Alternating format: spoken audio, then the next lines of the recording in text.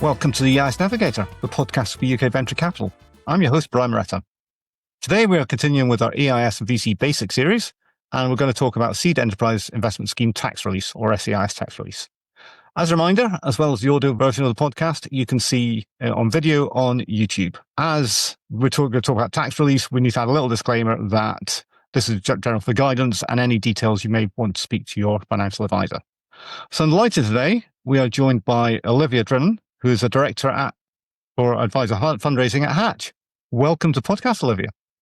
Thanks, Brian. It's really nice to be here on the other end of this. I'm usually the one listening, so really happy to be here today. It's great that we've got a keen listener on. We had some of your colleagues way back on episode 85 talking in detail, but in case anyone didn't listen to that, do you want to tell us briefly who Haatch are? Yeah, of course. So Haatch are one of the UK's leading EIS and SEIS fund managers. We invest in early stage companies with real potential for scale. So businesses that we believe that can achieve kind of global success. We've become well known recently for a string of profitable exits. We've actually had 4 successful exits just this year in 2025. One great example that's probably quite relevant today is an SEIS exit called Native Teams. And they sold just 2 weeks after the 3-year minimum period for a 7.4x return. So actually, when you factor in the 50% income tax relief, and we'll come on to talk about a little bit later, it was actually an effective return of around 12.8x for those investors. So super fantastic outcome and a real showcase of what's possible with SEIS, I think. Mm-hmm. Really uniquely, we're backed by a government-owned bank, the British Business Bank. So they invest alongside us in every deal we make for complete institutional validation. So if you invested in our SEIS today, BBB money would be invested alongside that. Super helpful for us because it actually means that we can go over the maximum we can invest in a company, which is 250k, and therefore it makes us more competitive in this space. And I'll just finish as to say that our funds are evergreen. We're known for our fast deployment times. So please do reach out if you're considering these products. Excellent. So, but coming on to you sort of alluded to a couple of things. So yes, I think jumped ahead. I think in these schemes, while people like what they're investing in the underlying thing, the tax release are a really important part of what people are investing for. There's several of them, and they're maybe not quite as simple as we might like. So we're going to work through these, and you're going to tell us a little bit about what they are and how they work. So let's start with the income tax relief, which you've already alluded to. So what is the income tax relief in SEIS? Yeah, so basically, this is probably the most commonly known out of the 5. So SEIS is the most generous tax-efficient product in the market. It's had a massive popularity recently. The last statistics from HMRC say that they've increased by 50%. And I think this is because of the tax release that we're going to talk about today. But starting with income tax relief, you can claim 50% income tax relief on the amount you invest. Mm-hmm. So it's upfront tax relief that you receive when the money is live in the company, or what we call deployment. So it's important to ask about deployment timescales in that scenario. So as a simple example, you invest 10 grand, claim 5 grand back, income tax relief. So your effective cost is around 5 grand. But whilst it can feel like you're only investing 5 grand in this example, that full £10,000 is invested into those companies, which means you own shares on that full 10,000, and that's the total amount that participates in any future growth or returns. Yeah, excellent. And there's some limits on that. Do you maybe want to tell us what those limits are? Yeah, so the max that you can invest, unfortunately, is £200,000 per tax year. So therefore, per tax year, the max income tax would be £100,000. And you have to hold it for that 3-year minimum period that I've already cheekily referred to earlier. Yeah, I think it's fair to say that for SEIS investments, 3 years is almost academic, in that most investments, maybe not all, but the vast majority will not exit or not successfully exit within 3 years. Yeah, exactly. They're all early, so they need that time for sure. Yeah. And I think the other thing that sometimes people could get concerned about or worried about is carryback. Yeah. So do you want to tell us about how carryback works in relation to income tax relief? Yeah, of course. So the scheme kind of allows you to treat part of all of your SEIS investment as if it was made in the previous tax year, provided you stay within the 200k annual limit. So it actually means that you can invest £400,000 in one go, because it would treat it as 200 in this year, 200 in the previous year. So you could actually claim 200 grand back in an income tax relief across 2 years. Yeah. So an incredibly powerful tool, great for investors looking to wipe out 2 years worth of income tax that they would have otherwise paid. And it's relatively simple to do. You just fill it out on your tax return, which providers like Haatch can help you with, of course. Yeah. And it's probably fair to say that this is conditional on you having that income tax that you paid in the first place. We do get that. We do get a lot of clients say, well, I've only paid 10,000, but can I claim 50,000 back? We're like, oh no, it's not free money. But it is a really attractive retrospective tax planning that you don't really find elsewhere other than these products. Yeah. So as you say, that's the one that most people think about and get up front. Perhaps less common one, but also very important for those who can take advantage of it, is the capital gains relief. So do you want to tell us how that works? Yeah, sure. I think actually I'll start because it is less commonly known. We're just telling the difference between EIS. So with EIS, if you have a capital gains bill, you don't kind of get rid of your capital gains bill. You just delay it. I like to say you're kicking the can down the road. You're deferring the gain. And the idea is that you're hoping to make returns and that will reduce it later down the line. But with SEIS, you can actually wipe out part of a CGT bill completely. So outright relief, no delay, no kicking the can, but there is less time flexibility with SEIS investors. So you need to act quickly. And you can only claim CGT reinvestment relief, it's called, on a bill crystallized in the current or previous tax year, as long as you use the carryback facility. But just to tell you a bit how this actually works, really simply, if you sell an asset and you reinvest that gain into SEIS shares, you can exempt up to 50% of that gain from CGT. So let's say you sold something for shares or property or whatever for £10,000. Your CGT rate is 24%. That would normally mean a £2,400 CGT bill. But if you reinvested £10,000 into SEIS, you can claim 50%. So £5,000 of that is completely exempt from CGT. So instead of paying that full 10,000 gains, you're only doing it on the 5,000. And at 24%, that's £1,200 in CGT relief, straight away, just relief.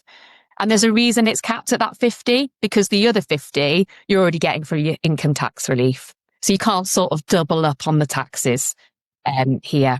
But I think for CGT reinvestment relief, you can see why SEIS is getting so much attention right now, especially with capital gains tax rates on the rise. It's just a really smart way for you to cut down that bill whilst also backing businesses with growth potential. You're sort of putting your money to work rather than paying it in tax. Yeah, absolutely. And I think, I'll just throw in now, it's worth saying that some of these limits changed a couple of years ago. And I think that has made SEIS more attractive. So SEIS was founded, I think, about 2012, and the limits had stayed constant for like 10 years. And obviously inflation allowed for that. So you're now allowed to invest more. So companies can get more money under SEIS, and you as an investor can invest more, which I think has helped its popularity. Definitely. And there's whispers as well. We're speaking to the Treasury at Haatch at the moment about maybe even making these more generous. So that's a special and exclusive. That would be excellent news. So we shall watch. No promises. Yeah. I hope you have risk warnings in this, Brian. Yeah, we do. Possibly not this budget, I suspect. So that's capital gains on entry. What about capital gains on exit?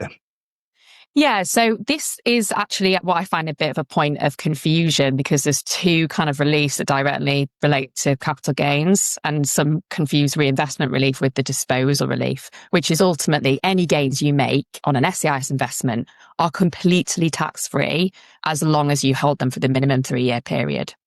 So just important to know, different reliefs, and it ultimately means that SEIS gives you a double CGT advantage. Half your reinvested gains are tax-free going in, and the rest is tax-free coming out.